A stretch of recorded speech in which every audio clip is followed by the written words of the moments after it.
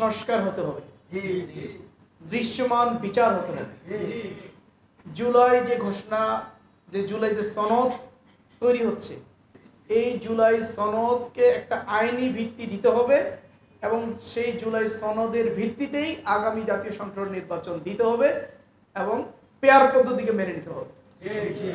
আসসালামু আলাইকুম ওয়া রাহমাতুল্লাহি ওয়া বারাকাতুহু। এই বাংলাদেশে আগামী জাতীয় সংসদ যে নির্বাচনটি হবে, সেই নির্বাচনে জামাত ইসলামী সহ যে সমমনা যে ইসলামী দলগুলো আছে, এগুলোকে বাদ দিয়ে কোনো নির্বাচন বাংলাদেশে হতে পারবে ইনশাআল্লাহ। সবাই একটা বিষয়ে খুবই একমত এবং শক্ত অবস্থানে আছে, সেটি হলো সংস্কার হতে হবে, দৃশ্যমান বিচার হতে হবে। জুলাই যে ঘোষণা, যে জুলাই যে সনদ তৈরি হচ্ছে, এই জুলাই সনদকে একটা আইনি ভিত্তি দিতে হবে এবং সেই জুলাই সনদের ভিত্তিতেই আগামী জাতীয় সংসদ নির্বাচন দিতে হবে এবং পেয়ার পদ্ধতিকে মেনে নিতে হবে। এটার ব্যাপারে আলহামদুলিল্লাহ সবাই একমত। এটাকে মেনে না নিয়ে সরকার একটা নির্বাচন দিয়ে জনগণকে ধোঁকা দিবে, এটা পারবে না ইনশাআল্লাহ।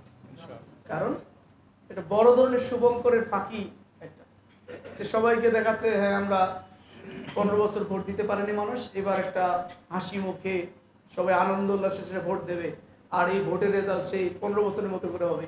এটা হবে না এবার ইনশাআল্লাহ, এটা হতে দেওয়া যাবে না, হবে না। 2 নম্বর হলো, আগামী জাতীয় সংসদ নির্বাচনে বাংলাদেশ জামাত ইসলামী 91, 96, 2001 এবং 2018-র মতো করে মানসিকতা নিয়ে নির্বাচন অংশগ্রহণ করবে না ইনশাআল্লাহ। 91 সালে ইলেকশনে আমরা অংশগ্রহণ করেছি আমাদের সিট সংখ্যা বাড়ানোর জন্য। 96 সালে একই মানসিকতা নিয়ে 2001 সালে আমরা জোটভিত্তিক ইলেকশন করেছি।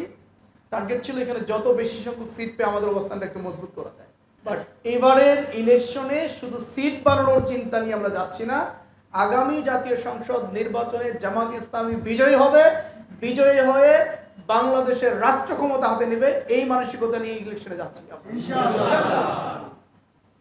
জামাত ইসলামী এবার যদি জিততে না পারে, তাহলে বাংলাদেশ আবার 16 বছরের পিছনের দিকে ফিরে যাবে, যেটা এদেশের মানুষ আর প্রত্যাশা করে না।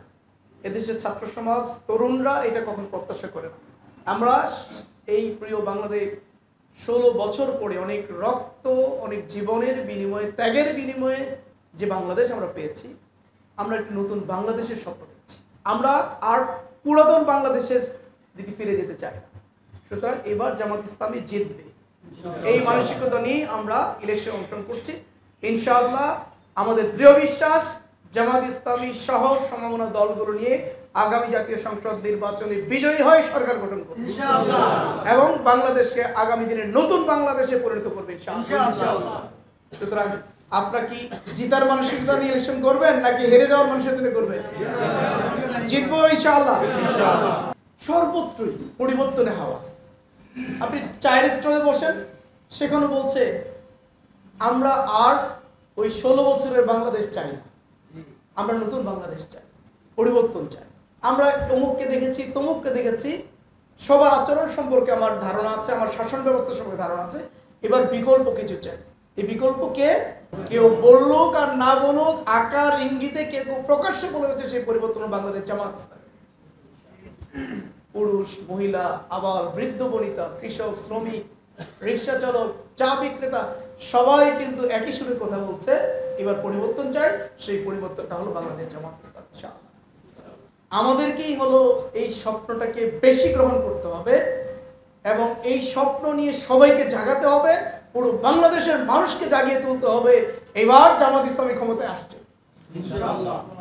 যতগুলো সংগঠন নিয়ে জোট হোক না কেন, এবার আমাদের আসন কত? 300 আসন। এই 300 আসন, এটা জারি হোক, এটা চরমনাই হুজুরের হোক, এটা এনসিপির হোক, আর এটা খেলাফত মজলিস হোক, আর এটা যেই সংগঠনের হোক না কেন, যারা যারা মিলে আমরা নির্বাচনে জোট করব, সবার দায়িত্ব এবার জামাত ইসলামীকে নিতে হবে। জামাত ইসলামী শুধুমাত্র এই 33টা 34টা আগের মতো বা 200 আসনের দায়িত্ব নেবে না। জামাত ইসলামী এবার 300 আসনের দায়িত্ব গ্রহণ করে মনে করবে এই 300 আসনের প্রার্থীরাই হলো জামাত ইসলামীর প্রার্থী ইনশাআল্লাহ।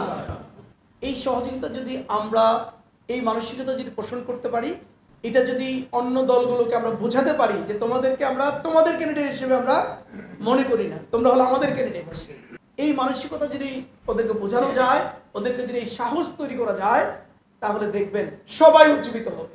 সবার দায়িত্ব যখন আমরা নিতে যাব তখন সবাই উজ্জীবিত হবে এবং সবাই সাহসিকতার সাথে বলিষ্ঠতার সাথে এই নির্বাচনে কাজ করবে। এই জন্য আমরা বলছি আমাদের 300 জন প্রার্থী হলো আমাদের প্রার্থী, সবাইকে জিতানোর জন্য আমরা কাজ করবো ইনশাআল্লাহ। এখানে শারীরিক, মানসিক, আর্থিক যত সাপোর্ট সব জামাত ইসলামকে দিতে হবে। আর জামাত ইসলামের স্বার্থ মানে হলো দেশের স্বার্থ।